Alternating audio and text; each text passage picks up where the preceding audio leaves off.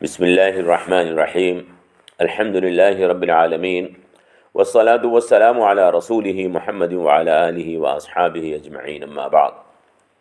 برادران ملت اسلامیہ اور عزیز بہنوں، السلام علیکم ورحمۃ اللہ وبرکاتہ۔ سیرت مبارکہ کو بیان کرنے کا یہ سلسلہ الحمدللہ جاری ہے اور جاری رہے گا انشاءاللہ۔ واقعات کو بیان کرتے ہوئے ہم سن 2 ہجری تک پہنچے ہیں۔ سن 2 ہجری میں رمضان مبارک کے روزے فرض ہوئے، عید الفطر کی نماز اور صدقہ فطر کا حکم بھی اسی برس میں ہوا۔ ایک روایت جو حضرت حسن بصری سے احکام الجساس میں ہے، یہ معلوم ہوتا ہے کہ عید الاضحیٰ کی نماز اور قربانی کا حکم بھی اسی سال سن 2 ہجری میں ہوا۔ نماز میں حضور نبی کریم صلی اللہ تعالی علیہ وسلم پر درود و سلام بھیجنے کا حکم بھی اسی برس نازل ہونا بیان کیا جاتا ہے۔ فتح الباری میں ہے، حضور پر درود و سلام بھیجنے کا حکم ہجرت سے پہلے شب معراج میں نازل ہو چکا تھا۔ زکوٰۃ فرض ہونے کا حکم کب نازل ہوا اس بارے میں گرچہ اختلاف ہے۔ کچھ علماء کہتے ہیں کہ زکوٰۃ ہجرت سے پہلے فرض ہو چکی تھی۔ جمہور علماء کا مشہور قول یہی ہے کہ زکوٰۃ بھی سن 2 ہجری میں فرض ہوئی۔ حالانکہ قرآن کریم کی بعض مکی آیات میں بھی زکوٰۃ کا حکم ہے، تو اس کا مطلب یہ ہوگا کہ زکوٰۃ کا حکم ہجرت سے پہلے نازل ہو چکا تھا، اس کی فرضیت اور اس کا نصاب سن 2 میں ہوا ہے۔ حافظ عراقی ایک بزرگ شاعر ہیں، ان کا شعر ہے سن 2 ہجری کے بارے میں: وفیہ فرض الصوم والزکاة للفطر والعیدین بالصلاة بخطبتین بعدها والاضحیہ کذا زکاة مالہم والقبلہ للمسجد الحرام والبنا بعاش کذالک الزہرہ، یعنی روزے کی فرضیت، صدقہ فطر، عیدین کی نماز میں 2 خطبے، قربانی، مال کی زکوٰۃ، تحویل قبلہ، حضرت عائشہ سے رخصت، حضرت فاطمہ کا نکاح اور رخصتی، یہ تمام کام سن 2 ہجری میں ہوئے ہیں۔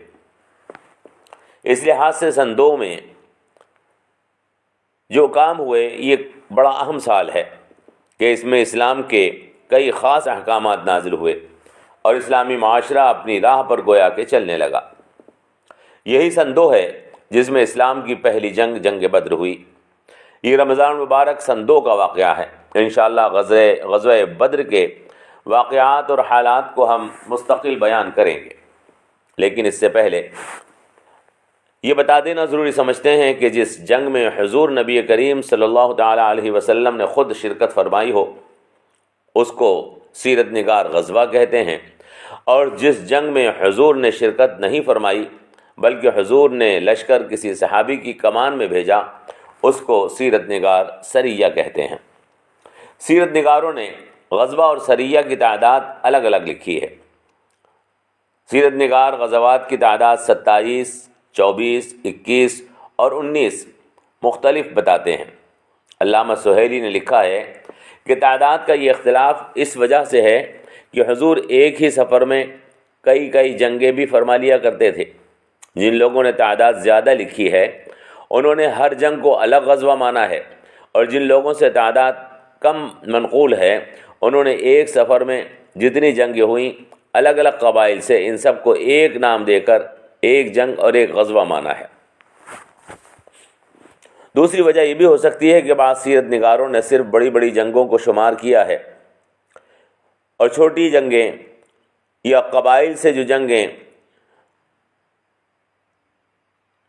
اسی ضمن میں ہوئیں انہوں نے اس کو الگ سے شمار نہیں کیا ہے، اور بعض سیرت نگاروں نے چھوٹی جنگوں کو بھی غزوہ شمار کیا ہے۔ اس طرح تعداد الگ الگ ہو گئی ہے۔ بہرحال حضور نے 27 جنگوں میں مسلمانوں کی کمان خود سنبھالی ہے اور تمام غزوات میں فتح حاصل کی ہے۔ انشاءاللہ اس کی تفصیل ہم آگے بیان کریں گے۔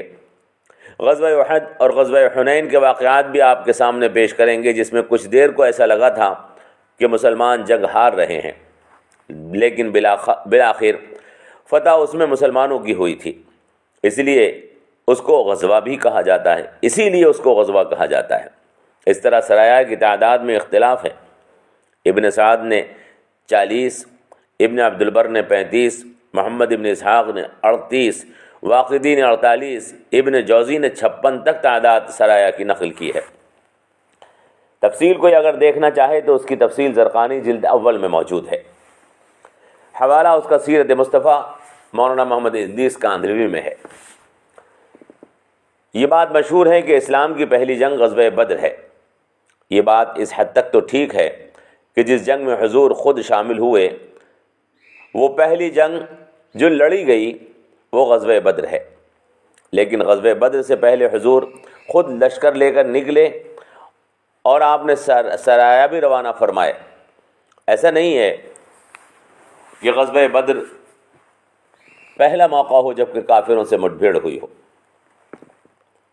کیونکہ سریہ امیر حمزہ رمضان مبارک سن 1 ہجری میں ہوا، جبکہ حضور نبی کریم صلی اللہ تعالیٰ علیہ وسلم کو مدینہ آئے ہوئے صرف 7واں مہینہ تھا۔ اس میں ابو جہل کے 300 سوار آدمیوں سے حضرت حمزہ اپنے 30 آدمیوں کے ساتھ آمنا سامنا کر بیٹھے۔ جنگ کی نوبت نہیں آئی اور ابو جہل اپنے آدمیوں کو لے کر مکہ چلا گیا۔